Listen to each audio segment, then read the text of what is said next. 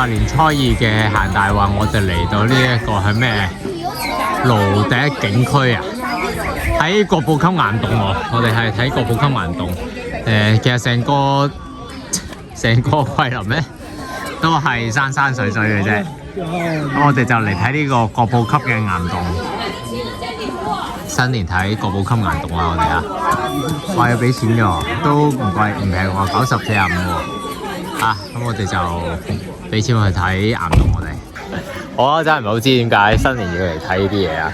咁啊冇辦法啦，咁都已經做咗，咁就冇地方行㗎。其實呢桂林咧都係行呢啲岩洞啊，行岩洞啊，行山山水水嘅地方咯。你其實冇咩嘅，因為佢真係主要都係群山圍繞嘅地方嚟嘅。咁就我哋今日年初二就嚟睇呢個好出名嘅岩洞喎。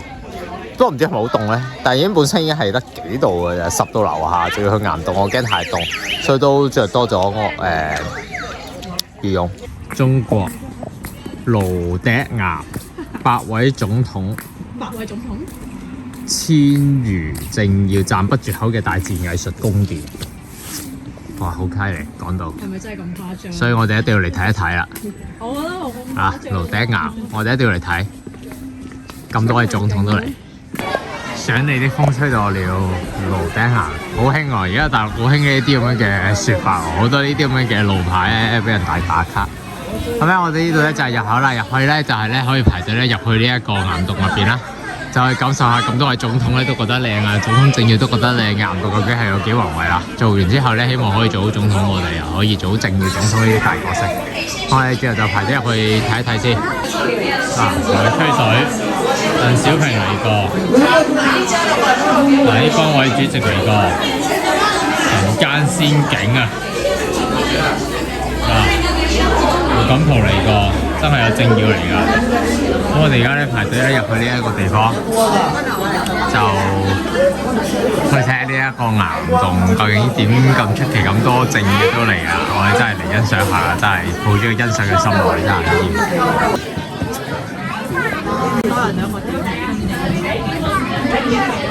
佢都分批㗎啦，已經係佢都分批㗎咯喎。呢啲係天然㗎，梗係唔得啦，攔住咗佢。高峻挺拔的山峰，茂密的森林，還有濃蔭遮天的千年古樹。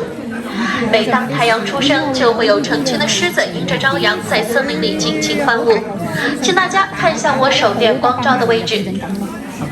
我們在這裡可以看見有一頭大獅子，這個是獅子的頭部、身子、尾巴，它正看護着另一邊嬉戲玩耍的小獅子。咁咪好犀利嘅，佢呢啲咧全部中意石咧係真係用佢啲岩洞角度嚟講話係啲水沖積而成嘅。你摸落去咧，真係咧係好滑㗎，真係摸出係一啲水沖積而成嘅嗰種打磨到去面頭好多水磨石嘅感覺咯，好犀利嘅其實係如果佢全天然真係好宏偉嘅磨開啊！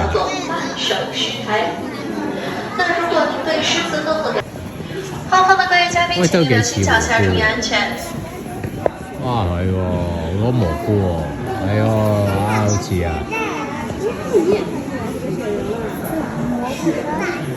得意啊！呢個雪人得唔得意？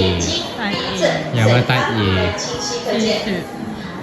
點解個雪人個頭咁大，個頭咁細，個身咁肥嘅？雪人咪通常大身。呢個其實係咪真係整出嚟㗎？冰，佢話之前啲冰凝練出嚟㗎。咁但係你覺得係咪真係？我覺得有冇啲人工嘅嘢喺度咧？佢定佢天然就係咁？我覺得應該係天然，因為桂林好多嘢都係天然打造成咁樣。香港都有個獅子山都係天然㗎。係啊係啊。好勁喎！呢個真係好勁，好犀利。如果佢全天然都真係幾特別。即係呢啲其實都你有燈就會好靚咯，冇燈就好恐怖咯。唔係咁，畫咗之後就會打啲燈落去。係啊，就似好多啦，係嘛？真係幾似。呢度好大喎！喂，呢個係咪岩洞嗰啲嘢嚟㗎？發光嘅呢個咁似馬嘅呢個岩。呢個係馬岩啊！呢個係躍馬岩喎，2026年馬，喂呢個係岩洞嚟嘅，岩洞嗰啲奇景嚟嘅喎，咁似馬嘅呢個，唔係咯？係咪其中一個岩洞奇景啊？哇，好闊落啊呢一個，啊呢一個就係詭秘嘅雪山倒影，其實都只不過啲燈射上去啫。但係有湖咁樣啊！哦，呢度有湖景，反射出嚟，即係反射出嚟嘅感覺。呢度啊，係喎，哦係喎，真係要咁樣幻想喎。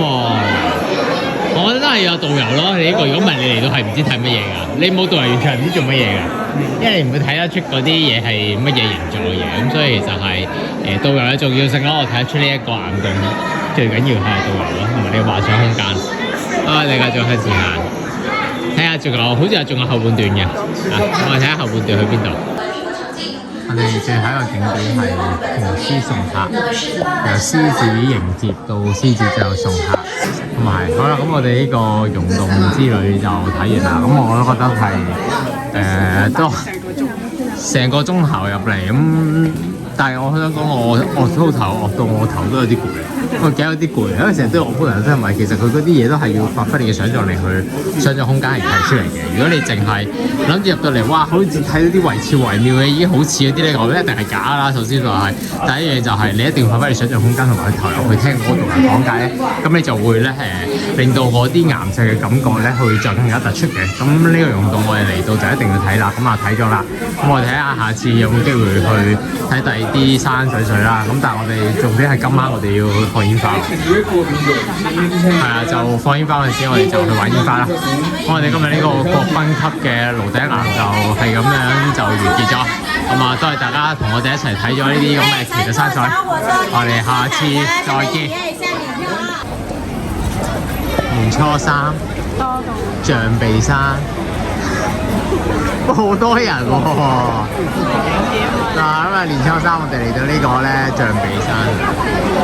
呢個就係傳說中嘅其中一個最出名嘅景點，3A 級景點象鼻山。我真係好似象鼻嘅，摸翻去塊成隻大笨象喺度飲緊水咁樣嘅。你以前就好中意嚟呢個象鼻山係嘛？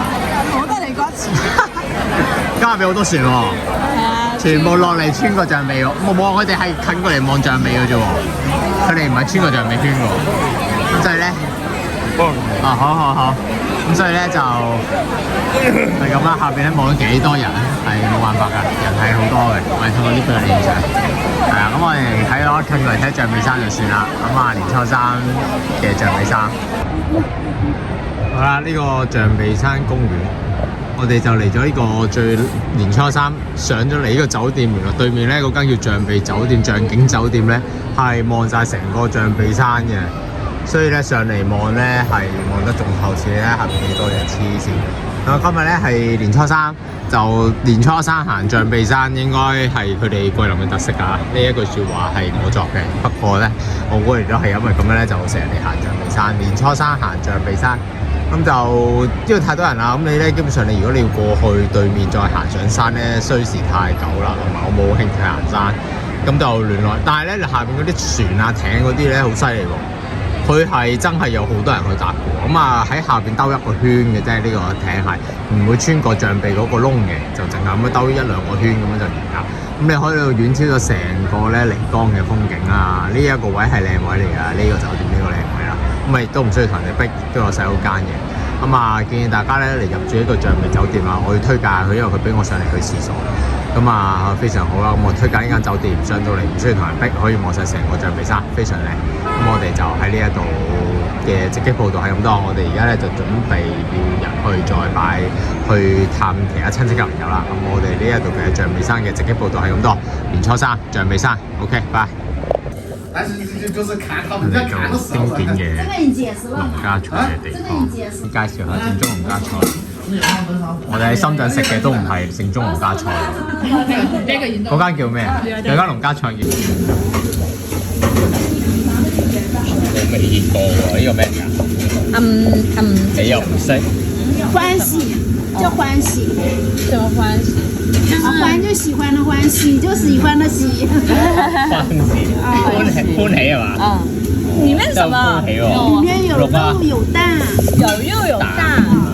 捲起來。呢個係鴨掌啊，鴨腳啊，應該係鴨鴨尾呢嘅度係豬手，豬手，呢個係荷蘭豆，係荷蘭豆，荷蘭豆，魚喺嗰邊，魚喺嗰度，同埋呢一個雞湯，雞湯肉丸喎，雞湯又要，同埋菇咯，粉類，同埋嗰個係雪蛤角喎。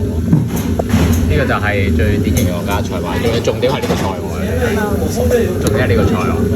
真係雜啊！真係摘翻嚟嘅新鮮菜。咁呢一個咧就係我哋初三嘅農家菜，正宗嘅農家，正宗農家菜，農家唔係嗰啲假嘅農家菜。A few moments later. 馬刀工程，掂唔掂啊？驚唔驚啊？好啊！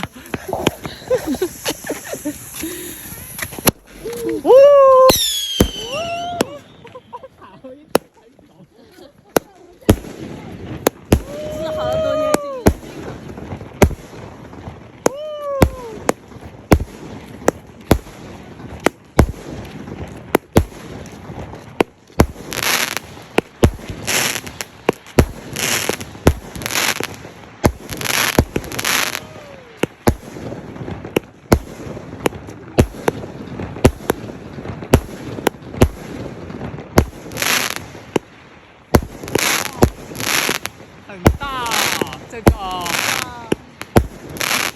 够大了吧？那个100个 U